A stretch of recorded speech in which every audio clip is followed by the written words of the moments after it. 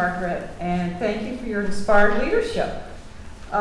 It's really a joy and an honor to work with you, Alexa Povada, and the entire faculty of the Institute for Research and Art. I've been here 20 years and I still say, wow, they let me work with them. Okay, and thank all of you for being here tonight. But be warned, we are now SubRosa, under the rose. That's an ancient Latin phrase that means secrecy and conspiracy. You cannot divulge what you hear and see here tonight to anyone outside of this hall. We risk censorship, violence, imprisonment, or worse, just by looking and talking about this art. We place the artists in jeopardy. Well, obviously I'm dramatizing, and that's not the case here in the United States. Although I have to tell you, I've been wondering lately about the NSA and all my emails to Tehran and Ramallah and Havana and Beijing. So I don't know, but in any case, this situation is real for these artists. But they have found ways to resist nonetheless. And I think that we've found some of those artists for our exhibition. I'm going to run really quick through the artists that we have, show you some very little of the artwork because you're going to see it later. And then when I'm done, I'm going to introduce Tutu and then Esra. Tutu's going to talk about Equatorial Guinea and his project there, and Esra's going to talk about the veil and also about art in the Middle East. So let me start. Everybody, I think, knows Ai Weiwei. He is truly the standard bearer for socially engaged art and for resistance. Here he's standing in front of his installation called Remembering, which was at an exhibition called So Sorry in Munich a couple of years ago. And these are backpacks. This is a long outside installation made with backpacks. And they spell out Remembering. This is one of the things that got him into so much trouble in the first place. You know, he's under house arrest. He was imprisoned and beaten up. But he was very vocal about the lack of transparency and the corruption in China. There was a huge earthquake, the Sichuan earthquake in 2008, and over 5,000 children died because of the shoddy craftsmanship of the schools. So he was very, very proactive about that. He started getting into a lot of trouble. The works that we have here are a little quieter than a lot of the stuff you may have seen him do lately. As Margaret mentioned, these are 3 books that we borrowed from the Museum of Modern Art. They're quite small. They're about this big. They have a black cover, a white cover, and a gray cover. So these are when he came back from the United States in I think it was 94, 95. There was still a lot of very little information about the West and the Western art was coming to China, so he brought that with him. In collaboration with a couple of other people, they published these. I think they're really the essence of SubRosa. They're small, they're very discreet. They don't call any kind of attention to themselves, so he could slip them in and distribute all this. They're really very interesting. And then, I'm sorry, but I'm going to be flacking to you some of our events. So we're going to be showing Ai Weiwei, Never Sorry, and this is really the story of his battles with the Chinese government. So this will be November 13th at Tampa Theater, and I hope we all see you there. Barbad Golshiri, an Iranian artist, again lives and works in Tehran. I was very interested in finding artists who were so pretty much on the ground and working still in their countries. This is a still from his upcoming exhibition at the Thomas Urban Gallery in New York City. And he says, I don't know what aporia means here. Well, I don't know what aporia is either, so I had to look it up. And it really means a state of being perplexed or at a loss, inclined to doubt. So this is really an exhibition where he has turning the gallery into a cemetery, and where the gravestones will stand in for people. Among them his father, Samuel Beckett, who he has translated into Persian, and a number of other people. The work that we have here, and Margaret has already mentioned that we basically made this because I have, Iran is under an embargo. So it's not all that easy to bring work. So when I was looking for an Iranian artist, I was saying, gosh, I gotta have somebody with a gallery in New York or London or someplace like that. So it worked out really well. The sacred system is something that comes up apparently all the time in Iran. It refers to the manipulation of ideology, refers to the manipulation of everything, especially religion, for ideological reasons. And this is the way the government really enforces a lot of its policies and a lot of what it wants people to do. So I'm just going to read a very short paragraph, which Barbad has written about this. Today, inside the sacred system, torture is not used to extract truth and information. It is rather a tool used to impose a cluster of truths. The tortured dissidents who profess their love for the sacred system offer their apologies to him and confess that they've become so aware of his shrewdness. Months of imprisonment, absolute detachment from the outside world, a situation in which one beseeches only to be interrogated, physical and psychological tortures, sexual abuse render the confessor's voice an echo of the system, speaking through the terminology of the system, repeating exact words and phrases, becoming echo-like. So you can see this is pretty tough stuff. And he is always walking a very thin line between political urgency and the extremely repressive and ever-changing conditions that exist in Iran. There's not an authority that can be trusted in any way. So there's a close-up of the print. And yes, you can buy one if you'd like. And yes, Barbad will be here on September 21st. He's an amazing, amazing person, and I hope that you will come to meet him. Ramón Esono Ebalé, who is from Equatorial Guinea, and he is actually my only artist here in the show who does not live in his country. He was actually driven out of Equatorial Guinea, right, Tutu? He's a self-taught graphic artist. And you can see, I wanted to show you this. He collaborated on a movie, Un día vi 10,000 elefantes. One day I saw 10,000 elephants. This is a Spanish Guinean film that looks at colonialism and the history of colonialism and the history of his country. Animation, drawing. So these are a couple of the images that you will see of Ramón in our show. This is from a series called Bozales.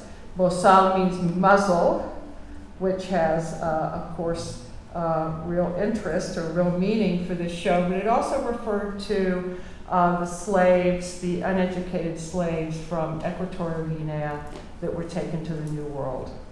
So this work has censorship, and the way he talks about his country, that you're going to learn a lot about the country, so I don't need to tell you what it's like. But it has a lot to do with the history of slavery, this series. And there's a picture of Ramón. Ramón will be visiting us, courtesy of E.G. Justice and our Institute for Black Life here. He'll be at our Zine Fest You're invited to our Zine Fest Art Thursday event on September 19th, and he's also going to be giving a guest lecture.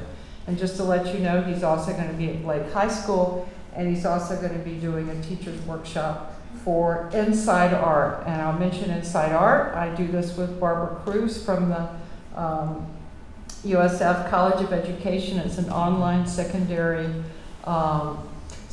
school program that combines contemporary art with social studies. So it's a way of introducing middle school children to contemporary art. And this is our third or our fourth edition. So Ramón will be our featured speaker for that. Zanele Muholi is South African photographer, and she describes herself as an activist first and then an artist. And her work is dedicated to the lesbian, gay, bisexual, and transgender community, otherwise known as the LGBT, in South Africa. Her work has been described in South Africa as pornographic, immoral, and offensive. It's interesting because in South Africa, while there are constitutional protections, same-sex marriage is legal. So there's a lot of legal protections. However, culturally within the community, that is not the case.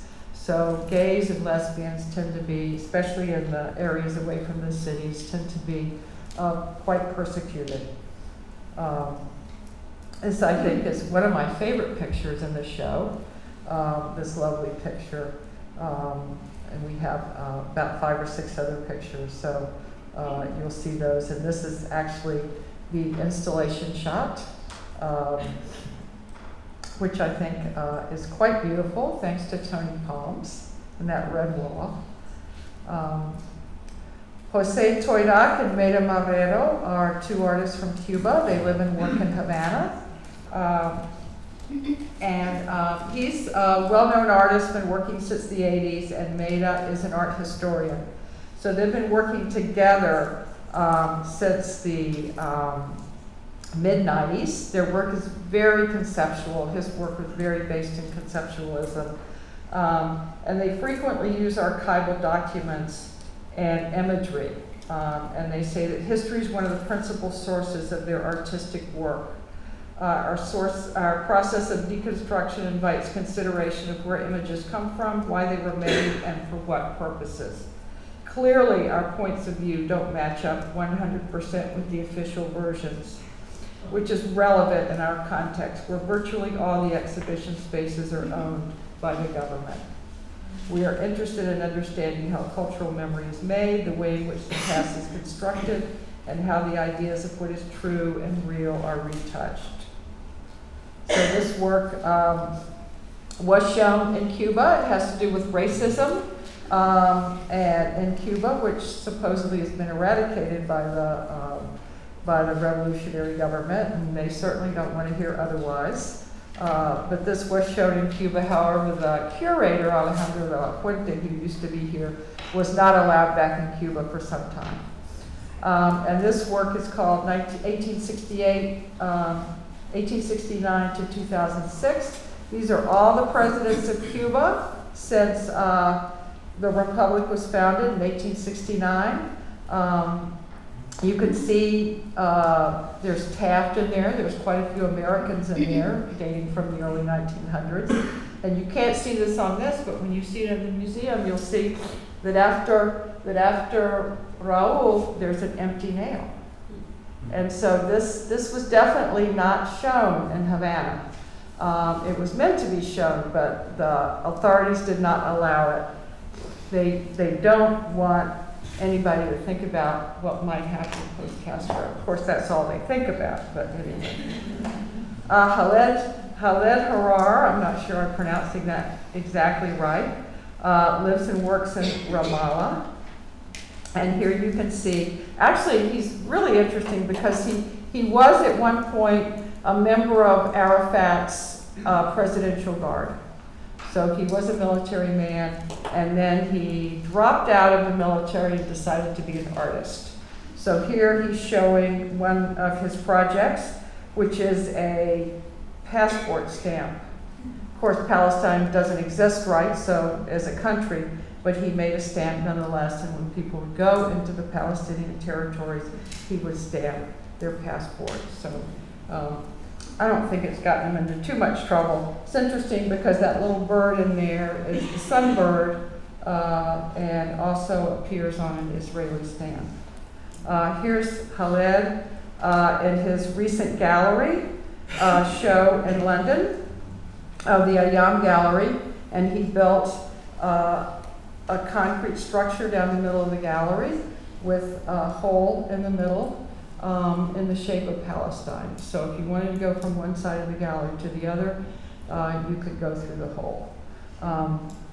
One of the works, we have 3 videos that we're showing by Khaled, and one of them is part of a longer film that he made called Infiltrators, which is about crossing the barrier. So we have a shorter version of that. Also, you can see there's a video here of he's chipping away at the wall, and then he takes those sherds and makes soccer balls and things like that. So really, that's my 15 minutes. And so thank you all. And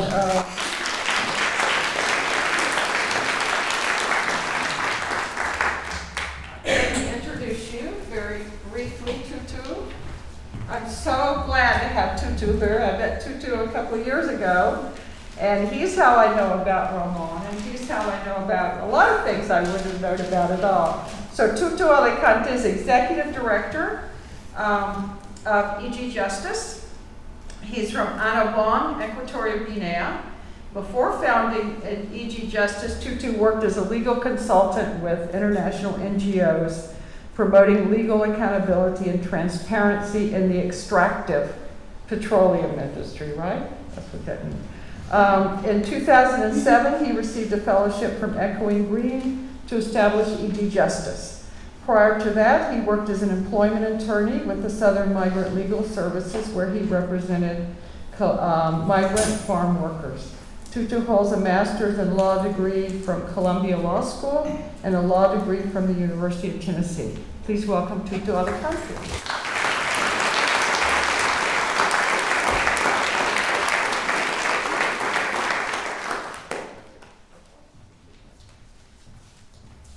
Thank you very much, Noel.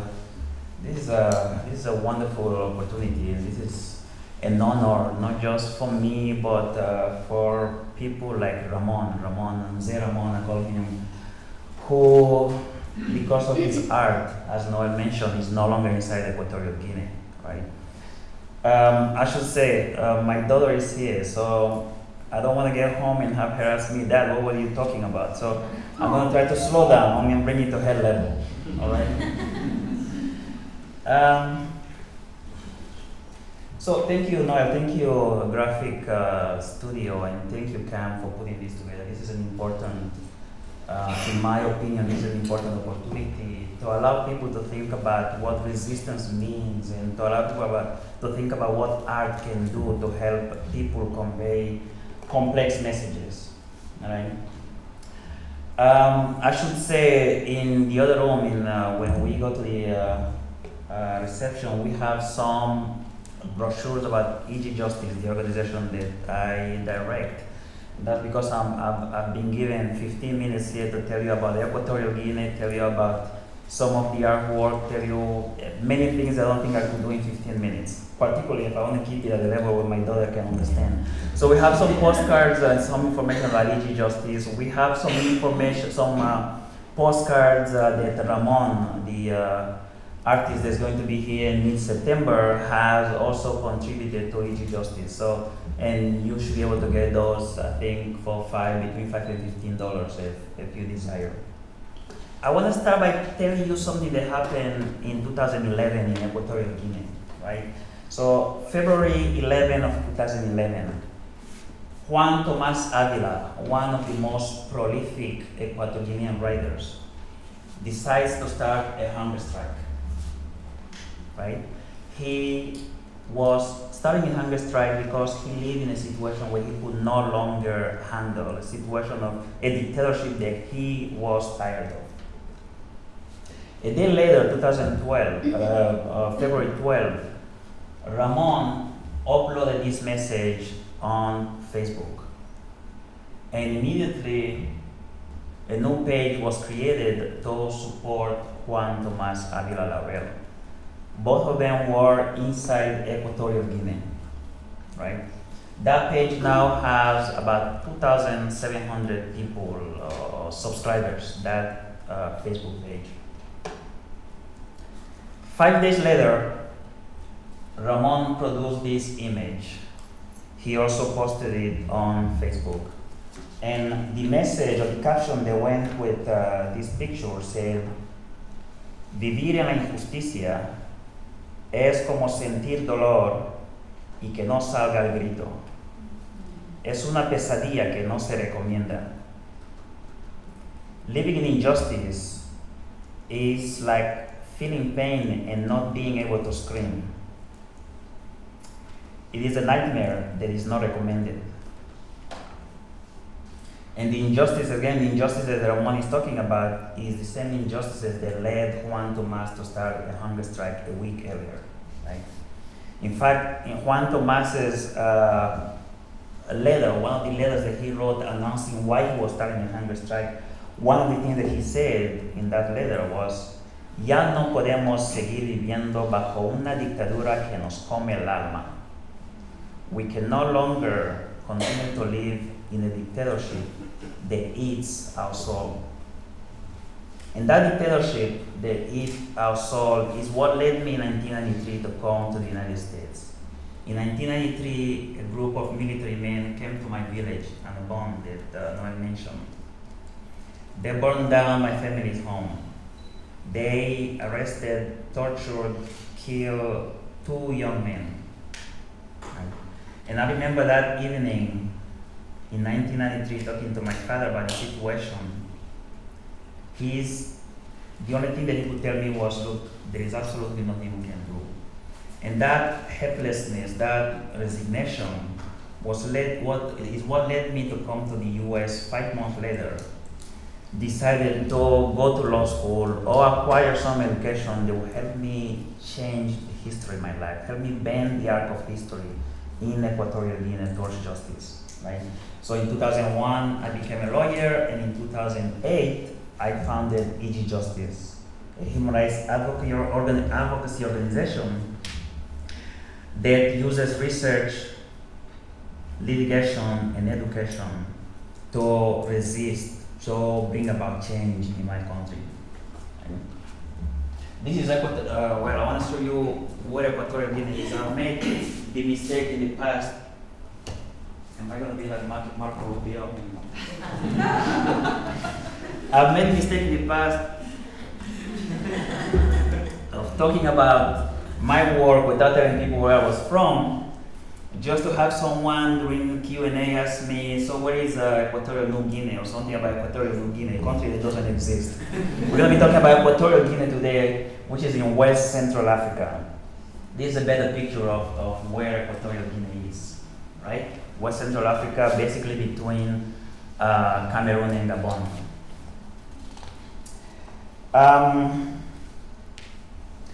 Equatorial Guinea has a population of approximately 700,000 people. The current president, Teodoro Obiang, has been in power since 1979, making him the longest serving head of state, other than royal families, the longest serving head of state in the world. In the time that President Obiang has been president, 1979, the US has had 6 presidents. I believe all of whom, probably except Carter, all of whom spent 2 terms in power.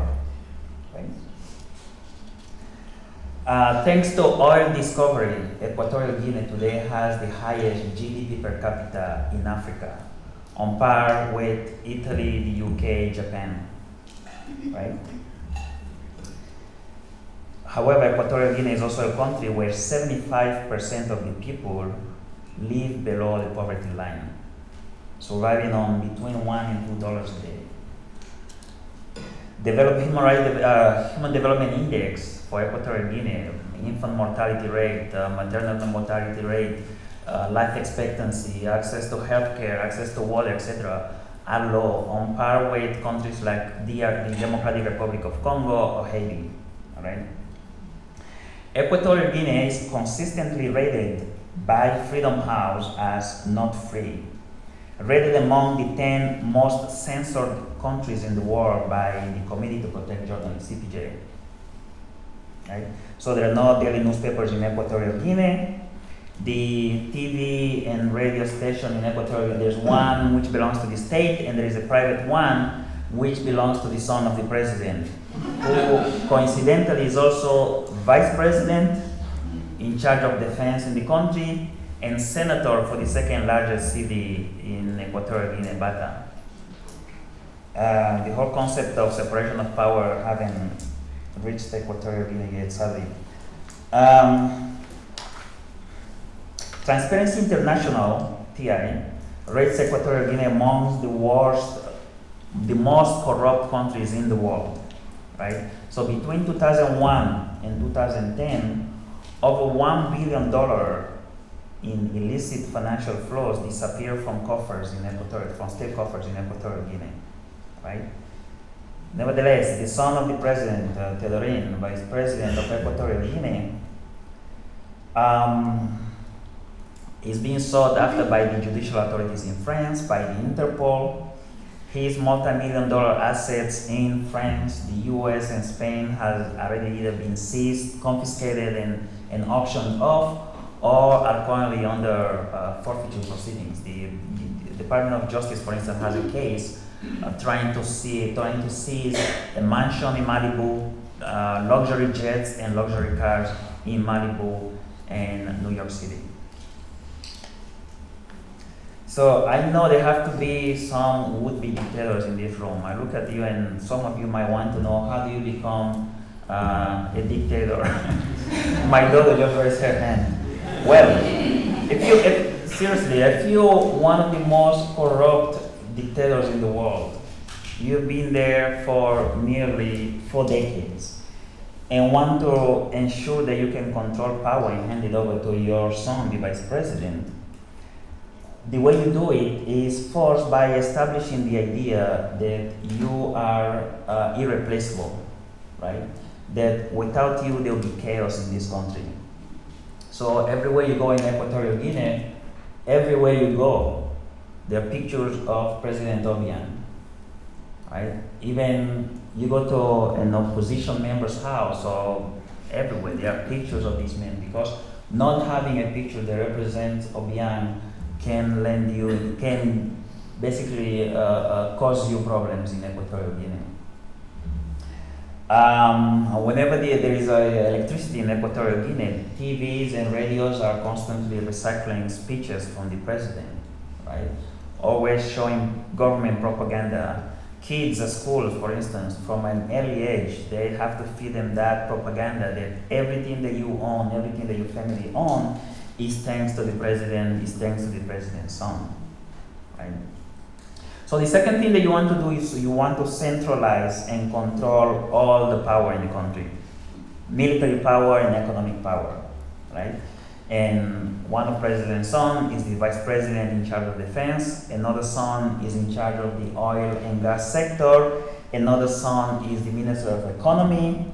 He and his wife control all the construction companies. He and his families are majority shareholders in any business in Equatorial Guinea. So lastly, the last thing you want to do if you're going to become a dictator one day, and this one is very important, you want to create a problem, and this is important because of the West actually. So you want to create a problem that only you can solve, or at least you are perceived to be the only one that can solve it, right? Depending on your situation, if you're Assad, you create ethnic conflict. If you're, or in Equatorial Guinea, corruption, nepotism, patronage, you create a system that the West and everybody else is scared to engage because they figure that you are the only one that have the magic wand in that situation. And those things that I've just mentioned to you are what the regime in Equatorial had done very, very successfully since 1968, when we gained independence from Spain. Equatorial was colonized by Spain, which is why I was giving you those quotes in Spanish earlier. Right? Our work at DG Justice precisely consists in challenging this structure that I just told you about that this government has put in place since 1968, right? And we do that again by using the most powerful tools in the world, right? Research, advocacy, education, right? Our work with people like Ramón started recently. In 2011, EG Justice invited 2 artists to the US. So for a whole summer, we had Boturo, who is a theater director, and Marrero, who is a painter, here in the US, where they were able to interact with other artists, visit places like Highlander Center, figure out how do you go about using arts for social change, right? A year later, then we started the collaboration with Ramón, and what we're working on right now, the major project that we're working on right now is a comic book. You know, it's a novel. You know, then this novel is going to be about the life of President Obiang as a common man in Equatorial Guinea, having to navigate this corrupt bureaucracy that he has set in place. I promise you, I've read it several times. It's very funny. The drawings are amazing. And they should be out here. I think we will have them by November. I think, you know, before the end of the year. Right.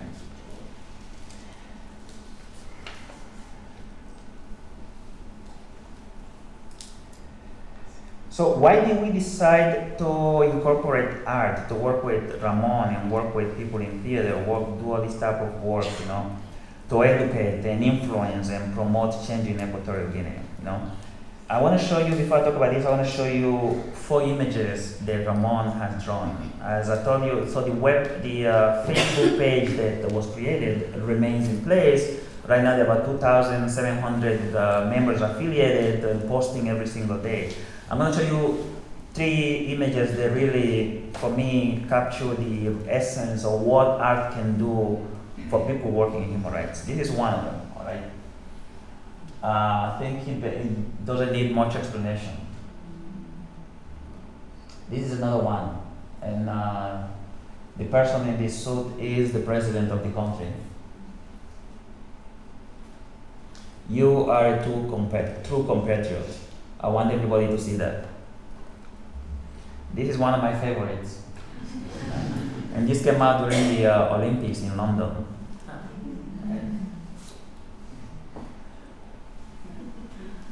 I could translate it, but in any event, so the person running the opposite direction is the runner for Equatorial Guinea.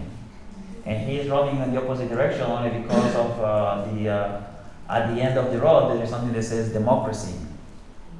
So this was his way of symbolizing how Equatorial Guinea is trying to run away from democracy.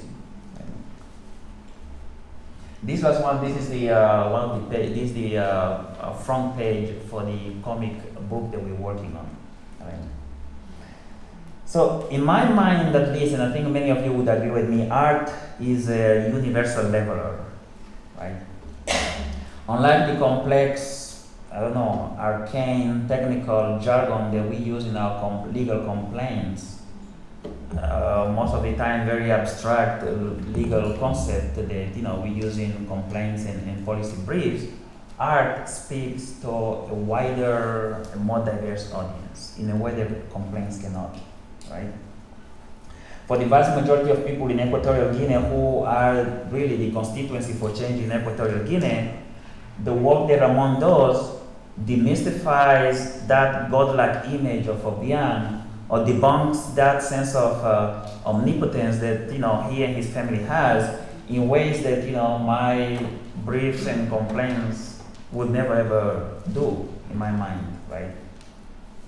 So I strongly believe that art, well, the other thing is, art touches so many more senses. Art is warm. I mean, I think when you get into that room, you will feel a warmth that you don't feel when you go into a courtroom. So for those of you that have been into a courtroom tends to be a very, very cold place, right? So art touches senses and evokes emotion and things that legal complaints often, I hope they're not all the lawyers here, but they are, and prove me wrong, but legal complaints cannot steer emotions in the same way, right?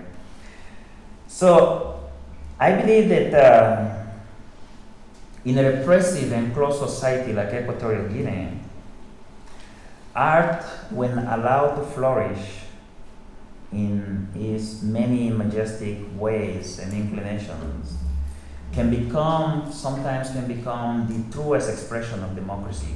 Sometimes it can become the first encounter for many people in a closed society with democracy, right? And I strongly believe also, and I think there's plenty of evidence, Margaret mentioned Guernica, there's plenty of evidence to support this, that when art is allowed to blossom and to cross-pollinate with other tactics, legal tactics and other things, art can become an unstoppable catalyst for change. And that's why we started using art. This is why EG Justice started working with artists. Now, I think Noel would agree with me that without patrons, people that will buy that art can only go so far, right? You need people that will bring that art from China all the way here, people that will pay to go to museums and see it, people that will pay to bring their students to see it, And we at EG Justice, we definitely need your support and the support of people that you know to make sure that the message that Ramón is trying to convey, resisting and challenging the status quo in Equatorial Guinea, can reach many more ears. So you gotta give us your email at the end of this so we can send you for a little fee a copy of the comic book when it comes out. Thank you very much, Margaret. Thank you, Noel.